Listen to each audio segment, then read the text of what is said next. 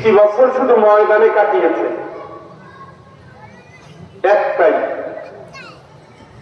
লাআল্লাকা বাখিউন নাফসাক, পাগল করা হয়েছে দাওয়াত দিতে।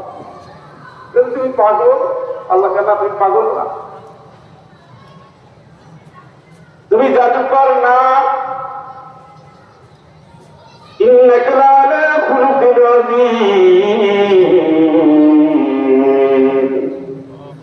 আল্লাহ তোমার ব্যাপারে সবসময় করছি সন্দেহ নাই, সারা পৃথিবীর সবচেয়ে শ্রেষ্ঠ চরিত্র হল তোমার। সুবহানাল্লাহ।